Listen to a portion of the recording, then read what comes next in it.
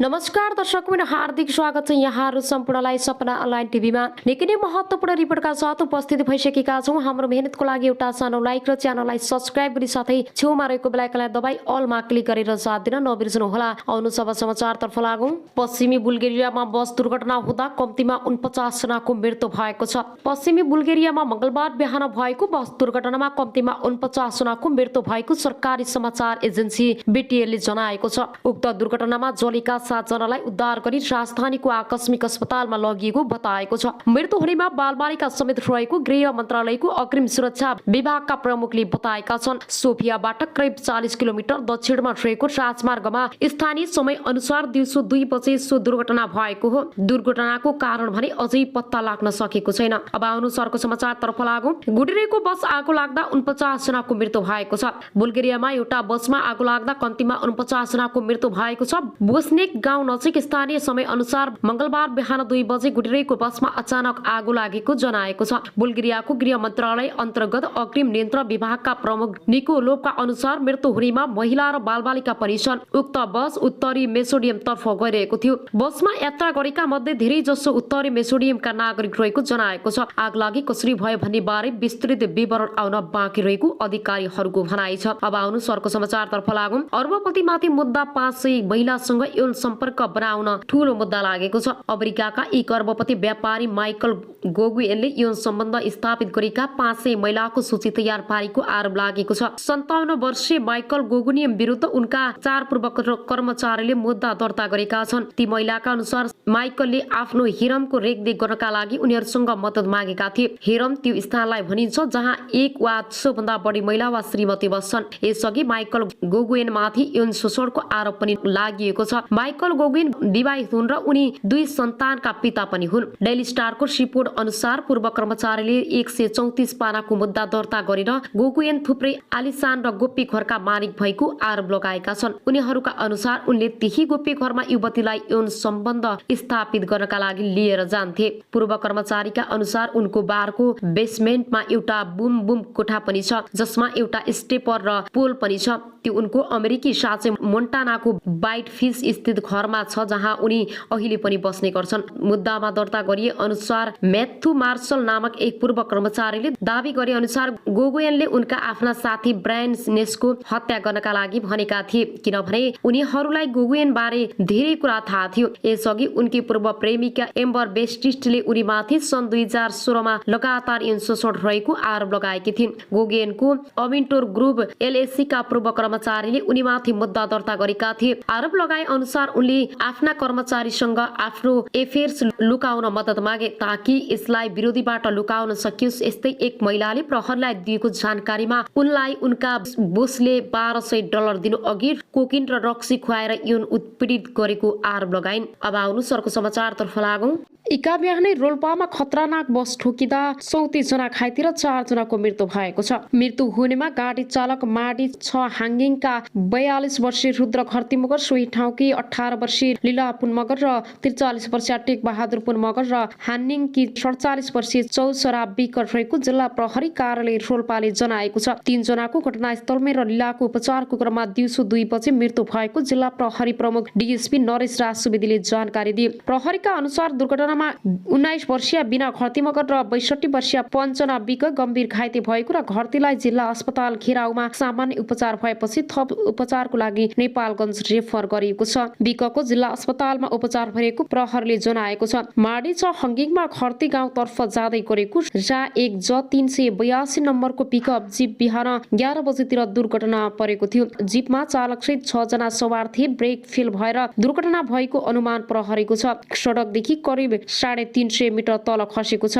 अब आउनु सरको समाचारतर्फ लागौं। बार एसोसिएसनको आन्दोलनलाई प्रतिकार गर्न परिचालित करिब 50 जना पक्राउ परेका छन्। नेपाल बार एसोसिएसनको आन्दोलनलाई प्रतिकार गर्न प्रचलित करिब 50 जनालाई प्रहरीले पक्राउ गरेको छ। आइतबार प्रधान न्यायाधीश सुरेन्द्र शमशेर जबराको समर्थन गर्दै सडकमा निस्किएको समूहलाई प्रहरीले नियन्त्रणमा लिएको हो। बार एसोसिएसनको आन्दोलनलाई प्रतिकार गर्नका लागि आइतबार 2 वटा समूह सडकमा उत्रिएको थियो। बार एसोसिएसनले सर्वोच्च अदालत परिसरभित्रै विरोधको कार्यक्रम आयोजना गरिरहेको भएको समयमा प्रधान न्यायाधीशको समर्थनमा केहीले सडकमा नाराबाजी गरेका थिए। यस क्रममा प्रहरीसँग केही बेर झडप भएको थियो। सो क्रममा एक प्रहरी सहित केही प्रदर्शनकारी घाइते भएका छन्। यसैबीच बार एसोसिएसनका पदाधिकारीहरूले प्रधान न्यायाधीश सोलेन्द्र शमशेर जबराले भिजिलान्ती र भाडाका टट्टु प्रयोग गरेर प्रतिकार समय बनाएको आरोप लगाएका छन्। सर्वोच्च अदालत परिसरमा आइतबार आयोजित विरोध सभालाई सम्बोधन गर्दै उनीहरूले भ्रष्टाचार गरेको रकम प्रयोग गरेर कानुन व्यवसायीको आन्दोलनमा दबाउन खोजेको बताएका छन्। अब अनुसारको समाचारतर्फ लागौं। प्रधान न्यायाधीश विरुद्ध बारको आन्दोलन आज दुवै ढोका धर्ना दिनेछ। प्रधान न्यायाधीश विरुद्ध आन्दोलन हुँदै आएको नेपाल बार एसोसिएसनले आज पनि सर्वोच्च अदालतको गेटको धर्ना दिँदैछ। प्रधान न्यायाधीश सोलेन्द्र शमशेर जबराको राजीनामा माग्दै आएको बारले बिहान 10 बजे अघिदेखि 12 बजेसम्म सर्वोच्च अदालतमा धर्ना दिन लागेको हो। यसअघि शुक्रबार भएको धर्नामा तनावको अवस्था सिर्जना भएको थियो। बारले प्रधान न्यायाधीशलाई सर्वोच्च प्रवेश गर्न समेत अवरोध गर्दै आएको छ। शुक्रबारको धर्नामा प्रधान न्यायाधीश बारको आन्दोलनलाई छल्दै वैकल्पिक ढोकाबाट अदालत प्रवेश गरेका थिए। आज बारले मूल सहित वैकल्पिक ढोकामा समेत धर्नाको तयारी थालेको छ। अब आउनुहोस् अर्को समाचारतर्फ लागौं। धादिङमा 2 बस एक आपसमा ठोकिँदा 34 जना घाइते भएका छन्। जिल्ला प्रहरी कार्यालय धादिङका अनुसार कालुपाण्डे मार्ग अन्तर्गत नीलकण्ठ नगरपालिका 8 ससाहा नजिकै बुधबार 2 बस ठोकिएर दुर्घटना हुँदा 34 जना घाइते भएका हुन्। ना7 खर 4828 नम्बरको काठमाडौँबाट धादिङ बेसी हुँदै फुल खर्का आउँदै गरेको बस र धादिङ बेसीबाट चितवन जाँदै गरेको ना 5 खर 3234 नम्बरको बस दुर्घटना भएको जनाएको छ। दुर्घटनामा घाइते भएकाहरूको धादिङ अस्पतालमा उपचार भइरहेको प्रहरीले जनाएको छ। गम्भीर घाइते भएका 2 जनालाई काठमाडौँ ट्रमा सेन्टरमा थप उपचारका लागि रेफर गरिएको बताएको छ। अब आउनुहोस् अर्को समाचारतर्फ लागौं। यात्रुवाहक बसमा आगो लाग्दा 12 जना घाइते भएका छन्। तुलसीपुर दाङबाट विराटनगरतर्फ जाँदै गरेको बस धनुषा धाम नगरपालिका 6 माल्टो स्थित पूर्व पश्चिम लोकमार्ग दुर्घटना हुँदा बसको पुरै भाग जलेर नष्ट भएको छ भने 12 जना यात्रु घाइते भएका छन्। बुधबार बिहान 8 बजे ना 6 खर 7202 नम्बरको बसको सन्तुलन बिग्रेपछि सडकबाट तल खस्दा दुर्घटना भएको इलाका प्रहरी कार्यालय ढल्केबरले जनाएको छ। सडकबाट तल खसेको बसमा आफै आगो लागेको यी प्रकार ढल्केबरका प्रहरी निरीक्षक प्रदीप सुवेदीले बताएका छन्। उनले पल्टिने क्रममा तेल ट्याङ्की फुट्न गई बसमा आगो लागे प्रारम्भिक अनुमान गरिएको छ। बस सवार यात्रु मध्ये 12 जना घाइते भएको छ। घाइतेहरूको नाम ठेगाना तत्काल खुल्न सकेको छैन। तर घाइते हुनेमा 7 जना महिला 4 जना पुरुष र 1 जना बालक रहेको प्रति सुवेदीले जानकारी दिए। घाइते मध्ये 10 जनाको पुष्पलपुर स्थित एक निजी स्वास्थ्य उपचार केन्द्रमा, 2 जनाको लालगढ स्थित मोडेल अस्पतालमा उपचार भइरहेको छ भने बाँकी यात्रु सकुशल रहेका छन्। बसमा लागेको आगो ढल्केबर स्थित ढुङ्गा नियन्त्रक गणका सशस्त्र प्रहरी र इलाका प्रहरी कार्यालय ढल्केबर जनपद प्रहरीले वरुण यन्त्रको मुद्दाले नियन्त्रण लिएको छ। आगोमा परि अधिकांश यात्रुको सामान समेत जलेर नष्ट भएको छ। अब आउनुहोस् अर्को समाचारतर्फ लागौं। सिन्धुली सदरमुकाममा निषेधाज्ञा भएको छ। सिन्धुलीको सदरमुकाम सिन्धुली माडी आसपासका क्षेत्रमा निषेधाज्ञा जारी गरिएको छ। अंग्रेजी विरुद्धको युद्धमा विजय प्राप्त गरेको दिनको सम्झनामा सिन्धुली गढीमा विजयोत्सव मनाउने कार्यक्रममा पूर्व रक्षा मन्त्री तथा नेकपा एमालेका महासचिव विश्व पोखरेललाई विजयोत्सवका कार्यक्रमको प्रमुख अतिथि बनाएको विषयमा विवाद हुँदा प्रशासनले निषेधाज्ञा जारी गरेको हो। एमाले कार्यकर्ता र सत्ता गठबन्धनका कार्यकर्ता बीच झडप हुने स्थिति देखिएपछि निषेधाज्ञा जारी गरेको जिल्ला प्रहरी प्रमुख गोविन्द काफ्लेले जानकारी दिए। सदरमुकाम सिन्धुलीगढ स्थित खेल मैदान नजिकै बाल उद्यान पार्कको उद्घाटन गर्ने र त्यहाँ बीपी कोइराला र पुष्पलाल श्रेष्ठको अर्धकदको शालिग अनावरण गर्ने कार्यक्रममा कमलामाई नगरपालिकाले प्रमुख अतिथिको रूपमा पोखरेललाई बोलाएको थियो। कार्यक्रममा सहभागी हुन पोखरेलले मंगलबार नै सिन्धुलीगढी पुगेका थिए। तर गठबन्धन दलले एमाले महासचिव पोखरेललाई प्रमुख अतिथि बनाएको भन्दै विरोध जनाए। गठबन्धनका दल कार्यकर्ताले लोकतान्त्रिक चोकमा रहेको बाल उद्यान पार्कलाई घेरेका थिए भने एमालेका कार्यकर्ता पनि ठूलो संख्यामा भेला भएका थिए। सहमतिको लागि प्रमुख जिल्ला अधिकारी रमेश नेउपानेको कार्यकक्षमा बसेको सर्वदलीय बैठकमा पनि सहमति जुट्न सकेको थिएन। त्यसपछि जिल्ला प्रशासन कार्यालयले स्थल बजार मुना चोक बस पार्क जुवाई खोला पुल हस्पिटल रोड क्षेत्रभित्र आज बिहान 11 बजेदेखि राति 12 बजेसम्म निषेधाज्ञा जारी गरेको हो। अब आउनुहोस् अर्को समाचारतर्फ लागौं। भ्रष्टाचारको अखण्ड सबै पदाधिकारी विवादित भएका छन्। जनताको उपचार गर्न र चिकित्सक उत्पादन गर्न पूर्वी नेपालको धरानमा स्थापित बीपी कोइराला स्वास्थ्य विज्ञान प्रतिष्ठान भ्रष्टाचारको अखण्ड बनेको छ।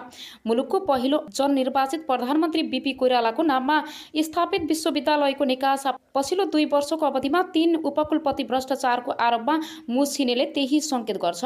2076 साल असार 26 गते प्रतिष्ठानका तत्कालीन उपकुलपति प्रा डाक्टर राजकुमार श्रैनियार 8 लाख रुपियाँ घुससहित पक्राउ परे। प्रतिष्ठानको भवन निर्माणले ठेक्काको कमिसन लिने क्रममा उनी निवासबाट पक्राउ परेका थिए।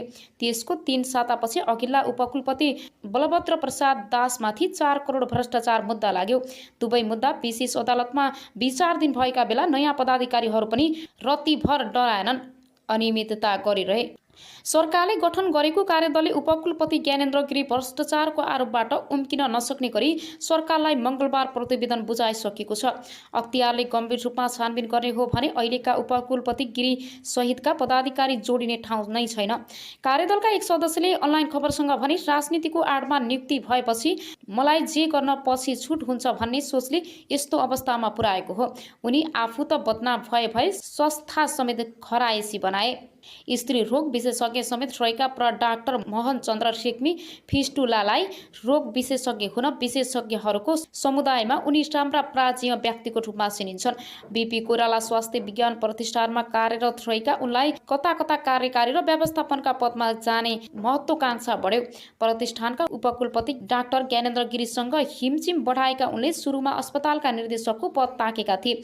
अस्पतालका निर्देशक गौरी शङ्कर शाह आफैमा योग्य नभएको जानकारहरू बताउँछन्।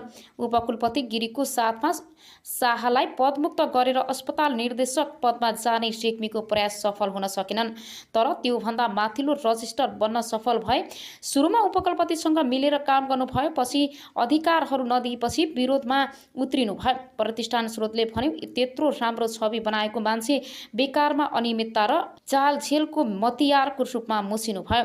अहिले अख्तियारमा रेग्मीमाथि समेत छानबिन चलिरहेको छ। प्रतिष्ठानका उपकुलपति ज्ञानेन्द्र गिरीको किस्सा अझै रोचक छ। लामो समय कोशी अञ्चल अस्पताल विराटनगरका काम गरेका गिरीले सेवाकालको अन्तराधीर सुनिल शर्माहरूसँग मिलेर नोभेल मेडिकल कलेज खोलेर संस्थापक अध्ययन पनि भए। शर्माको समूहले चेपुवामा पारेपछि उनी कौडीको भावमा शेर बेच्ने बाध्य भए। त्यसपछि गिरीले अख्तियारका तत्कालीन प्रमुख लोकमान सिंह कार्कीका नातेदारसँग मिलेर विराट मेडिकल कलेज खोले। लोकमानको शक्तिको आडमा विराट मेडिकल कलेजले काठमाडौँ विश्वविद्यालयबाट विस्तारित कार्यक्रममा नाममा सम्बन्ध पार्यो। गिरी काङ्ग्रेस नेता शेखर कोइरालाका नजिकका कार्यकर्ता थिए। प्रतिनिधि सभा निर्वाचन 2074मा काङ्ग्रेसले सुनिल शर्मा मोरङ 3मा उम्मेदवार बनाएपछि गिरी कोइरालासँग मिचिए। आफ्नो पुरानो पद्धतिलाई टिकट दिएको झोकमा उनले सुनिल शर्माका प्रतिस्पर्धा उम्मेदवार बनेका नेकपा एमाले नेता भानुभक्त ढकाललाई निर्वाचनमा सघाए। त्यति बेला गिरीले ढकाललाई सबै रूपमा सहयोग गरेको जानकारहरू बताउँछन्। वाम गठबन्धनको सरकार बन्यो। तत्कालीन प्रधानमन्त्री केपी शर्मा ओलीले ढकाललाई 28 साउन 2074मा कानुन मन्त्री बनाए, तर 4 मङ्सिर 2076मा ढकाल स्वास्थ्यमा आएपछि चुनावमा गरेको सहयोगको गुण तिर्नै गिरीलाई प्रतिष्ठानको उपकुलपति बनाएका थिए। राजनीतिको आडमा पदमा पुगेका उपकुलपति गिरीले प्रतिष्ठानमा मनोमानी गर्न थाले। उनलाई कुनै शक्ति, प्राज्ञिक र आर्थिक अनुशासन जरुरी थिएन। आफ्नो समर्थन गर्ने ठानेर उनले विश्वविद्यालयमा कार्यरत डाक्टर महेश चन्द्र रेग्मीलाई रजिस्ट्रारमा नियुक्त गर्न स्वास्थ्य मन्त्री ढकाललाई सिफारिस गरे र नियुक्ति पनि दिए। उनी अहिले प्राध्यापक पद जबरजस्ती लिएको आरोपमा फँसेका छन्। प्रतिष्ठानमा कार्यरत आन्दोलनरत चिकित्सक तथा अध्ययन कार्यदलका सदस्यका अनुसार हाल बीपीमा रहेका सबै पदाधिकारीहरू विवादित बनेका छन्। तुलनात्मक रूपमा राम्रो छवि मानिएका रेजिस्ट्रार डाक्टर गुरुप्रसाद खनाल पनि नियमित उपकुलपति हुँदा अनेक विवादास्पद निर्णयमा संलग्न रहेको पाइएको छ। कुनै प्राज्ञिक पृष्ठभूमि नभएका अस्पताल निर्देशक डाक्टर गौरी शङ्कर शाह खरिदमा मात्रै रुचि राख्ने पदाधिकारी मानिन्छन्। प्रतिष्ठान स्रोतले भन्यो प्रशासनिक दक्षता नभए पनि उनलाई खरिदको काम र कमाई हुने क्षेत्रमा औधी रुचि छ। उनको पदावधि केही महिना बाँकी छ। दलीय भागभण्डा र शक्तिको आडमा नियुक्ति हुनेहरूले मनोमानी गरेर संस्थालाई बिगार्ने काम गरे। प्रतिष्ठानको आन्दोलनरत सङ्घर्ष समितिका संयोजक डाक्टर एसपी सिमाल भन्छन् नियुक्ति गर्दा नै राजनीतिक स्वार्थमा पनि पदाधिकारी सिफारिस हुने गरेको छ। उनीहरूले शक्तिको आडमा अनियमितता गर्ने कुनै नौलो कुरा भएन। हरेक पटक दक्षता र क्षमता भन्दा पनि राजनीतिक संरक्षणका आधारमा पदाधिकारी नियुक्ति भएका छन्। 2050 सालमा स्थापना भई 2055 सालदेखि चिकित्सक शिक्षामा स्नातकोत्तर तह सञ्चालन गरिरहेको प्रतिष्ठानले पूर्वी नेपालका विभिन्न जिल्लाहरूमा चिकित्सा सेवा र दन्त चिकित्सा सेवा दिइरहेको छ। आफ्नो क्षमताको 3 गुणासम्म बिरामी जाँच्ने अस्पताल भएको प्रतिष्ठानको पछिल्लो समय आम्दानी घट्दो क्रममा छ। शैक्षिक गुणस्तर खसेको छ। नियमित जसो आर्थिक नियमितता हुने गरेको छ। प्राज्ञिक काम कारबाही तहस नहस छ भने अस्पतालमा बिरामी फेरेर रेफर गरेर कमिसन लिने प्रवृत्ति मौलाएको छ। पदाधिकारीहरूको असहमतदारी र झैझगडाले स्थिति झन तनावपूर्ण बनेको छ। बेथिति मौलाएको प्रतिष्ठानमा एकै वर्षमा 48 करोड रुपियाँसम्म बेरोज निस्किएको छ। 2 अर्ब 20 करोडको बजेटमा 70% रकम चालु प्रकृतिका काममा खर्च हुन्छ। प्रतिष्ठानमा आवास छ तर बाहिरका मानिसहरू बसेका छन्। छात्रावास र कर्मचारी आवासमा पानी चुहिन्छ। नर्सिङ स्टाफलाई आवास छैन तर संस्था बाहिरका व्यक्तिले आवास पाएका छन्। निवासमा अस्पतालमै काम गर्न जुनियर रेसिडेन्टलाई मासिक 4000 भाडा असुलिएको छ। अहिलेका यी 4 पदाधिकारीले संस्थालाई बदनाम बनाएकोले तत्काल उनीहरूलाई बर्खास्त गरेर योग्य र समक्ष पदाधिकारी नियुक्त गर्नुपर्छ, एक सिनेटरले अनलाइन खबरसँग भने। नत्र आफै जनचेतनाको नाममा स्थापित स्वास्थ्य निकायको अवस्था बेहाल हुँदा सत्तारूढ दल मूक दर्शक हुने भयो।